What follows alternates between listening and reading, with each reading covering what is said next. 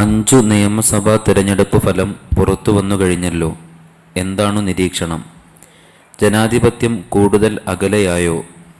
വികസിത കേരളമെന്ന സ്വപ്നത്തിന് അങ്ങേക്കും ചില അഭിപ്രായങ്ങളുണ്ടാകില്ലേ? എന്തു പറയുന്നു?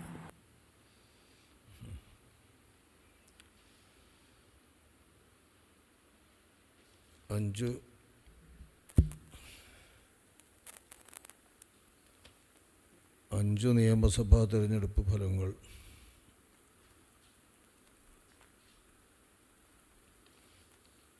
പുറത്തു വന്നപ്പോൾ ജനാധിപത്യം കൂടുതൽ അകലെയായോ എന്നാണ് പ്രത്യേകമായുള്ള ചോദ്യത്തിൻ്റെ മർമ്മം. നമുക്കറിയാവുന്നതുപോലെ ലോകത്തിലെ ഏറ്റവും വലിയ ജനാധിപത്യ രാജ്യമായ നമ്മുടെ രാജ്യത്ത് ആ ജനാധിപത്യത്തിൻ്റെ ഏറ്റവും പ്രകടമായ തെളിവും ഉദാഹരണവും ഇവിടുത്തെ തെരഞ്ഞെടുപ്പ് തന്നെയാണ്. തെരഞ്ഞെടുപ്പ് സംസ്ഥാന നിയമസഭകളിലേക്കും പാർലമെൻറ്റിലേക്കും ഗ്രാമപഞ്ചായത്ത് ജില്ലാ സഭകളിലേക്കുമൊക്കെയുള്ള തെരഞ്ഞെടുപ്പുകൾ തന്നെയാണ് ഏറ്റവും പ്രധാനം. ഈ തെരഞ്ഞെടുപ്പിനെ നിയന്ത്രിച്ചു കൊണ്ടിരിക്കുന്ന തെരഞ്ഞെടുപ്പ് കമ്മീഷണർമാർ രാജ്യത്തിതുവരെ നിലനിന്നിരുന്ന കീഴ്വഴക്കങ്ങൾക്കും വ്യവസ്ഥിതികൾക്കും വിരുദ്ധമായി ഈയിടെയായി കേന്ദ്ര സർക്കാരും അതുപോലെ പ്രധാനമന്ത്രിയും തിരഞ്ഞെടുക്കുന്ന 3 തെരഞ്ഞെടുപ്പ് കമ്മീഷണർമാരാണ് ഇപ്പോൾ ഈ തെരഞ്ഞെടുപ്പ് നിയന്ത്രിച്ചു കൊണ്ടിരിക്കുന്നത്. അതായത് രാജ്യം ഭരിക്കുന്ന കക്ഷികൾ നിയമിക്കുന്ന ഒരു ഉദ്യോഗസ്ഥരെ പോലെയാണ് ഇപ്പോൾ തെരഞ്ഞെടുപ്പ് നടത്തുന്ന ഈ രാജ്യത്തിൻ്റെ ഏറ്റവും പ്രധാനപ്പെട്ട ഭരണഘടനാ ഘടകമായ തെരഞ്ഞെടുപ്പ് കമ്മീഷൻ്റെ നിലപാട്. അതിൻ്റേതായ പ്രശ്നങ്ങൾ ധാരാളം ഉണ്ട് താനും. അത് ഈ തെരഞ്ഞെടുപ്പിലും ബീഹാറിലും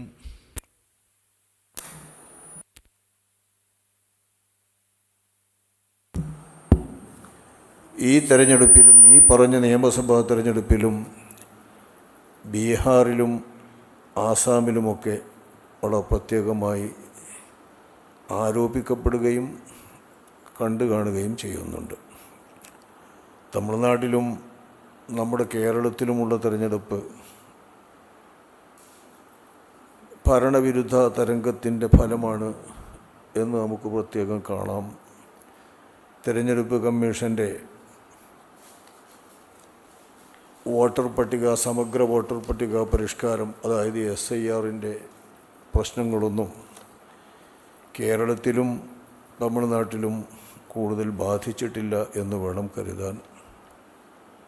പെട്ടെന്നൊന്നും അത് കഴിയില്ല. നമ്മുടെ നാട്ടിലെ രാഷ്ട്രീയ പാർട്ടികളെല്ലാം ഒന്നിച്ചു ചേർന്ന് എല്ലാ വോട്ടർമാരെയും ഒഴിഞ്ഞു പോകാതെ വോട്ടർ പട്ടികയിൽ തന്നെ ചേർക്കാനും വേണ്ടി പരിശ്രമിച്ചു എന്നതുകൊണ്ട് SIRൻ്റെ പ്രശ്നം ഇവിടെയും തമിഴ്നാട്ടിലും അങ്ങനെ ബാധിച്ചിട്ടില്ലെന്ന് തോന്നുന്നു. ബംഗാളിനെ സംബന്ധിച്ച് ബീഹാറില്ല, ഇതുവരെ പറഞ്ഞു നോക്ക് ബീഹാറാണ്. ബംഗാളിനെ സംബന്ധിച്ചിടത്തോളം ഈ സമഗ്ര വോട്ടർ പട്ടിക പരിഷ്കാരം SIRനെ തുടർന്ന് 91 ലക്ഷം വോട്ടർമാരെയാണ് വോട്ടർ പട്ടികയിൽ നിന്ന് ഒഴിവാക്കിയിട്ടുള്ളത്. 91 ലക്ഷത്തോളം പേർ. ഭരണവിരുദ്ധ വികാരം ഒരു 15 കൊല്ലമായി ഭരിച്ചുകൊണ്ടിരിക്കുന്ന മമതാ ബാനർജിയുടെ ഗവൺമെൻറ്റിനെതിരെയുള്ള ഭരണവിരുദ്ധ വികാരം ഒരു യാഥാർത്ഥ്യമാണ്.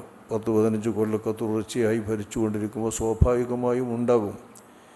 എന്നാൽ അതിനെയൊക്കെ കവച്ചു വെക്കുന്ന രീതിയിൽ 294 സീറ്റുകളിലെ 293 ഫലങ്ങൾ അവിടെ പ്രഖ്യാപിക്കപ്പെട്ടതിൽ 207 സീറ്റുകളാണ് BJP സ്വന്തമായി നേടിയിട്ടുള്ളത്. 207 സീറ്റുകൾ.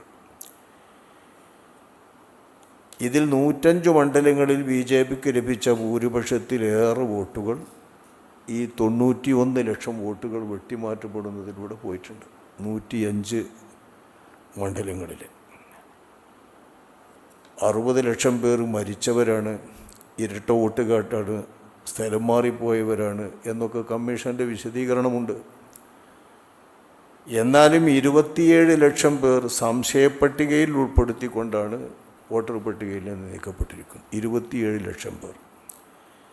ഇങ്ങനെ നോക്കുമ്പോൾ BJP സീറ്റ് നേടിയിട്ടുള്ള 25 മണ്ഡലങ്ങളിൽ BJPക്ക് ലഭിച്ചിട്ടുള്ള ഭൂരിപക്ഷത്തേക്കാൾ കവിഞ്ഞ വിധം ഈ 27 ലക്ഷം പേർ വോട്ടർ പട്ടികയിൽ നിന്ന് സംശയത്തിൻ്റെ പേരിൽ നീക്കപ്പെട്ടവർ തന്നെയുണ്ട്. അഭാവിധത്തിലുള്ള കണക്കുകൾ മമതാ ബാനർജി പ്രത്യേകം ചൂണ്ടിക്കാണിക്കുകയും കോടതിയെ സമീപിക്കുകയും അതുമായി ബന്ധപ്പെട്ട പരിപാടികൾ നടന്നുകൊണ്ടിരിക്കുകയും ചെയ്യുന്നുണ്ട്.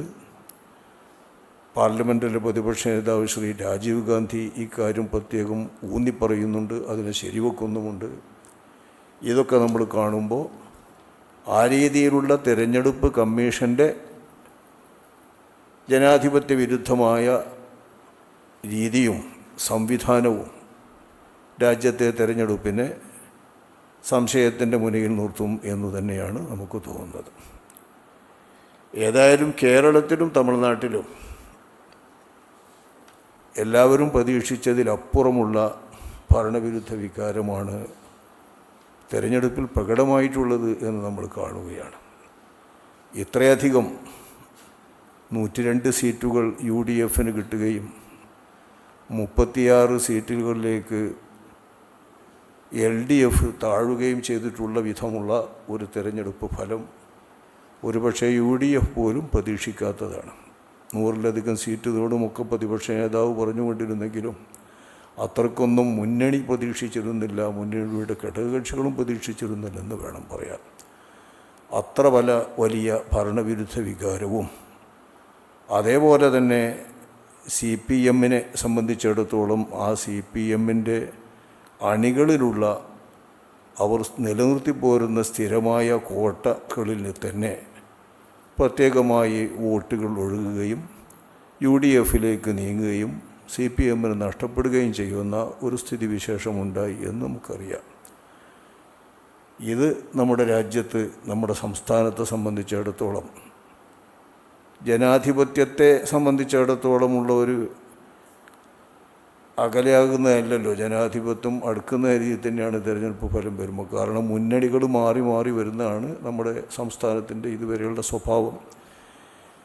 ഈ ഒരൊറ്റ കഴിഞ്ഞ പ്രാവശ്യം മാത്രമാണ് അടിയന്തരാവസ്ഥയ്ക്ക് ശേഷം ഭരിച്ചിരുന്ന മുന്നണി തന്നെ അധികാരത്തിൽ വന്നത്. നമ്മുടെ സംസ്ഥാനത്തെ സംബന്ധിച്ചിടത്തോളം ഒരു ചെറിയ ന്യൂനപക്ഷമാണ് നിഷ്പക്ഷമായി ഈ ഭരണമാറ്റം എല്ലാ കാലത്തും ഉണ്ടാക്കുന്നതിന് വേണ്ടി നിർണായക ഘടകമായി മാറുന്നതെന്ന് നമുക്കറിയാം. അവരാണ് തിരഞ്ഞെടുപ്പുകളിൽ മാറി മാറി വോട്ട് ചെയ്തുകൊണ്ട് UDFനെയും LDFനെയും മാറി മാറി ഭരണത്തിലേറ്റാറുള്ളത്. അതിൽ നിന്നെല്ലാം വ്യത്യസ്തമായി ഒരു പ്രത്യേക തരത്തിലുള്ള ഒരു ഒഴുക്ക് തന്നെ ഈ തിരഞ്ഞെടുപ്പിൽ നടന്നു. ഏറെക്കുറെ CPMൻ്റെ അണികളിൽ വന്നിട്ടുള്ള വികാരവും പാർട്ടിക്കെതിരെ വന്നിട്ടുള്ള അവരുടെ തീരുമാനങ്ങളിൽ, അതായത് 75 വയസ്സ് കഴിഞ്ഞവരെയൊക്കെ സ്ഥാനാർത്ഥിയാക്കുന്നില്ലെന്ന നിലയിൽ തീരുമാനമെടുത്തതിൻ്റെ ശേഷമുള്ള സീറ്റ് നഷ്ടപ്പെട്ട വയസ്സ് ചെന്നിട്ടുള്ള വലിയ കമ്മ്യൂണിസ്റ്റ് നേതാക്കളൊക്കെ മാറി വന്നപ്പോൾ അവരൊക്കെ UDFൻ്റെ പിന്തുണയോടുകൂടെ മത്സരിച്ച് ജയിക്കുന്ന സ്ഥിതിവിശേഷത്തിൽ വരെ എത്തുമ്പോൾ പാർട്ടിക്കുള്ളിൽ തന്നെ അത് വലിയ പ്രയാസങ്ങളുണ്ടാക്കും, ഭിന്നിപ്പുകളുണ്ടാക്കും, പ്രതിഷേധങ്ങളുണ്ടാക്കുമെന്ന് സ്വാഭാവികമാണ്. ഇതുവരെ CPMൽ പ്രവർത്തിച്ചിരുന്ന വലിയ നേതാക്കൾ തന്നെ പല ഫണ്ടുകളുടെയും മറ്റും പേരിലൊക്കെ വലിയ പ്രശ്നങ്ങളുണ്ടാക്കുകയും വിവാദങ്ങളുണ്ടാക്കുകയും ആരോപണങ്ങൾ ഉന്നയിക്കുകയും ചെയ്തതൊക്കെ പാർട്ടി അണികളിൽ പോലും പ്രയാസം സൃഷ്ടിച്ചോ എന്ന് തോന്നുന്ന തരത്തിലാണ് തിരഞ്ഞെടുപ്പ് ഫലം വന്നിരിക്കുന്നത്. മാത്രമല്ല, മറ്റാരുണ്ട് എന്ന തരത്തിലുള്ള ഒരു PR വർക്കിൻ്റെ ചോദ്യം ഉണ്ടല്ലോ. ആ ചോദ്യം തന്നെ നമ്മുടെ കേരളക്കാരെ സംബന്ധിച്ചിടത്തോളം നിഷ്പക്ഷരായ ആളുകളെ വിഷമിപ്പിക്കുന്നൊരു ചോദ്യമാണ്. ഈ മറ്റാരുണ്ട് എന്ന് പറയും, ആ ഉണ്ട് എന്ന് പറയുന്ന തരത്തിലുള്ള വോട്ടർമാർക്ക് വരുന്നൊരു സ്ഥിതിവിശേഷം ഉണ്ടാകുമല്ലോ. ആ രീതിയിലുള്ള ചില പ്രതിഷേധങ്ങളാണ് ഈ അർത്ഥത്തിലുള്ള തിരഞ്ഞെടുപ്പ് ഫലത്തിന് യഥാർത്ഥത്തിൽ നിദാനം കാരണം എന്നാണ് മനസ്സിലാകുന്നത്. അത്ര വലിയ ഭരണമോശങ്ങളൊന്നും കഴിഞ്ഞ 10 വർഷത്തെ സംബന്ധിച്ചിടത്തോളം കൂടുതലെടുത്ത് പറയാനൊന്നുമില്ല. പിന്നെ വികസിത കേരളം, അത് രണ്ട് മുന്നണികളും മുന്നോട്ട് പോക്കുന്ന സംഗതി തന്നെയാണ്. നമ്മുടെ കേരളത്തിൻ്റെ വികസനത്തിന് വേണ്ടി തന്നെയാണ് രണ്ട് മുന്നണികളും പ്രവർത്തിക്കുന്നത്. ധാരാളം രണ്ട് മുന്നണികളും അവരവരുടെ ഭരണകാലത്ത് അതിനുവേണ്ടി പ്രവർത്തിച്ചിട്ടുമുണ്ട്.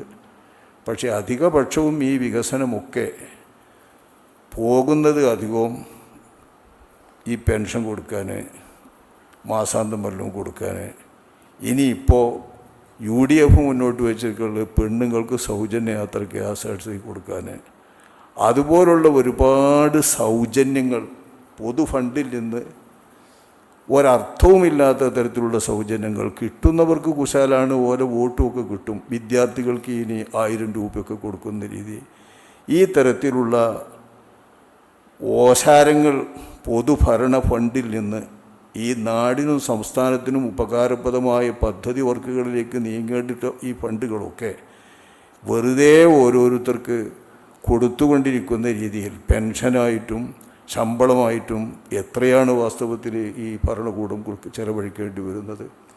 മാത്രമല്ല ഓരോരോ കാര്യങ്ങളിലേക്ക് ചെലവഴിക്കുന്നതൊന്നും നമ്മൾ കാണുന്ന വികസനത്തിൻ്റെ കാഴ്ചപ്പാടുകളോട് യോജിക്കുന്ന തരമല്ല. പെട്ടെന്ന് തിരഞ്ഞെടുപ്പിൽ ജയിക്കാനും വോട്ടർമാരെ കയ്യിലെടുക്കാനും പറ്റുന്ന വികസനത്തിൻ്റെ കാര്യങ്ങളാണ് രണ്ട് മുന്നണികളും പറഞ്ഞുകൊണ്ടിരിക്കുന്നത്. അത്ര ചെറിയ മനസ്സുള്ള കുറേ വോട്ടർമാരുമാണ് ഇപ്പോൾ. കാരണം 18 വയസ്സായവരൊക്കെ വോട്ടർമാരല്ലേ. അപ്പോൾ 18 വയസ്സായ ആണുങ്ങളും പെണ്ണുങ്ങളും കിട്ടാൻ പറ്റുന്നതൊക്കെ വാഗ്ദാനങ്ങളൊക്കെ നൽകിയിട്ട് ഏറെക്കുറെ വോട്ട് കിട്ടാൻ വേണ്ട പ്രവർത്തനങ്ങളൊക്കെ നടത്തി പോകുന്നതാണ് കാണുന്നത്. എന്നാൽ വികസനം നടക്കുന്നുണ്ട്. വമ്പിച്ച കടം സംസ്ഥാനത്തിൻ്റെ മേലുണ്ടാക്കിക്കൊണ്ടുള്ള വികസനങ്ങളാണ് രണ്ട് മുന്നണി ഭരിക്കുമ്പോഴും നടക്കുന്നത്. വലിയ കടബാധ്യതകൾ സംസ്ഥാനത്ത് വരുത്തി വെച്ചുകൊണ്ട് കിട്ടുന്ന വരവുകളും കിട്ടുന്ന വരുമാനവും വെച്ചുകൊണ്ട് ഈ സംസ്ഥാനത്തിൻ്റെ ഐശ്വര്യത്തിന് വേണ്ടി വികസനത്തിന് വേണ്ടി ആസൂത്രിതമായി ശരിയായ വിധത്തിൽ പൊതുഖജനാവിലെ ഫണ്ടാണെന്ന നിലക്കുള്ള കൈകാര്യം ഇപ്പോഴത്തെ രാഷ്ട്രീയ മുന്നണികളും ഭരണക്കാരുമൊക്കെ ഒഴിവാക്കിയിട്ടുണ്ട് എന്ന് തന്നെയാണ് നമുക്ക് തോന്നുന്നത്. വികസനത്തിന് ഒരു പ്രത്യേക രൂപവും ശരിയായ ഒരു ദിശയും ശരിയായ ഒരു പദ്ധതിയുമൊക്കെ രണ്ട് മുന്നണികളും കാണേണ്ടതുണ്ട് എന്നാണ് നിഷ്പക്ഷമായി ചിന്തിക്കുമ്പോൾ നമ്മൾ കാണുന്നത്. ഈ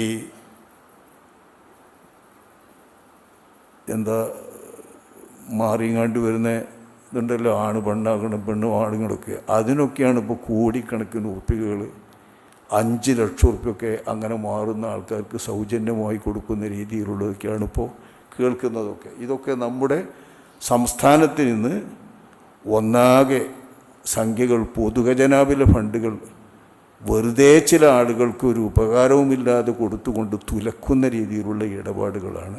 അത്തരം കാര്യങ്ങളൊക്കെ മാറ്റി കണ്ടമാനമുള്ള നിയമസഭാ മെമ്പർമാർക്കും സാമാജികർക്കും അല്ലാത്തവർക്കും ഉദ്യോഗസ്ഥർക്കും മറ്റുമായുള്ള ശമ്പളത്തിൻ്റെയും പെൻഷൻ്റെയും പേരിലുള്ള വളരെ വലിയ കൂടുതലുള്ള ചെലവുകൾ, അതുപോലെ കർഷക പെൻഷൻ മറ്റേ പെൻഷൻ എന്നൊക്കെ പറയുന്നതൊക്കെ ഒരു അർത്ഥമില്ലാത്ത രീതിയിൽ പോകുന്ന തരത്തിലുള്ള ഇത്തരം പെൻഷനുകൾ, ഇതൊക്കെ വാസ്തവത്തിൽ ഭരണത്തെ കേരളത്തിൻ്റെ വികസനത്തിന് വേണ്ടി വിനിയോഗിക്കുന്നതിന് പകരം വോട്ട് ബാങ്കുകൾ സൃഷ്ടിക്കുന്നതിന് വേണ്ടിയിട്ടുള്ള അടവുകൾ മാത്രമായി നമ്മൾ കാണേണ്ടിയിരിക്കുന്നു എന്നാണ് തോന്നുന്നത്. തമിഴ്നാട്ടിലെ തിരഞ്ഞെടുപ്പ് നമ്മെ സംബന്ധിച്ചിടത്തോളം നിലനിന്നിരുന്ന ഭരണവിരുദ്ധ വികാരം തന്നെ BJPയുടെയോ തെരഞ്ഞെടുപ്പ് കമ്മീഷൻ്റെയോ ഒന്നും വോട്ടർ പട്ടികയുടെ പരിഷ്കരണത്തിൻ്റെയോ SIRൻ്റെയോ പ്രശ്നമൊന്നും അവിടുത്തെ ആ തെരഞ്ഞെടുപ്പ് ഫലത്തിൽ നമ്മൾ കാണുന്നില്ല. പിന്നെ തമിഴ്നാട്ടിലെ തിരഞ്ഞെടുപ്പല്ലേ, ഏതെങ്കിലും സിനിമാ നടന്മാരോ നടിമാരോ ഒരു പ്രത്യേക പരുവത്തിലിങ്ങ് വരുമ്പോൾ അതിനൊന്നായിട്ട് പിന്തുണക്കുന്ന രീതിയാണല്ലോ ഇപ്പോൾ ഈ ദ്രാവിഡ രാഷ്ട്രീയത്തിൽ തന്നെ അവിടെ ഉണ്ടായിട്ടുള്ളത്. DMKയിലായാലും ADMKയിലായാലും. അല്ലാതെ BJP ലെവലിൽ BJPക്കായി ഒന്നും നേടാൻ അവിടെ കഴിഞ്ഞിട്ടില്ലല്ലോ. അപ്പോൾ ആ നിലയ്ക്ക് തിരഞ്ഞെടുപ്പ് കമ്മീഷൻ്റെ ആ ജനാധിപത്യ വിരുദ്ധമായ രീതിയിലുള്ള സംഗതികളോ SIRൻ്റെ പ്രശ്നങ്ങളോ ഒന്നും അവിടെ ബാധിച്ചിട്ടില്ല എന്നാണ് നമുക്ക് തോന്നുന്നത്. ആസാമിലും മറ്റുമൊക്കെ ഈ SIRൻ്റെ പ്രശ്നങ്ങൾ ബാധിച്ചിട്ടുണ്ടെന്ന് തന്നെ നമുക്ക് കാണുവാൻ പറ്റും. ഉണ്ടെങ്കിലും നിലവിലിരുന്ന ഭരണകൂടം തന്നെ വീണ്ടും തിരിച്ചു വരുന്ന രീതിയാണ് അവിടുത്തെ തെരഞ്ഞെടുപ്പ് ഫലം. എല്ലാം കൂടി പൊതുവായി ജനാധിപത്യം കൂടുതൽ അകലുകയാണ് എന്ന് പറഞ്ഞാൽ ഈ തെരഞ്ഞെടുപ്പ് കമ്മീഷൻ്റെ വ്യവസ്ഥിതി ഈ രൂപത്തിൽ പോവുകയാണെങ്കിൽ ജനാധിപത്യം എന്ന് പറയുന്നത് നമ്മുടെ രാജ്യത്ത് കുറഞ്ഞ് അകന്നകന്ന് പോകുന്ന നില തന്നെയായിരിക്കും ഉണ്ടാവുക എന്നാണ് നമുക്ക് തോന്നുന്നത്.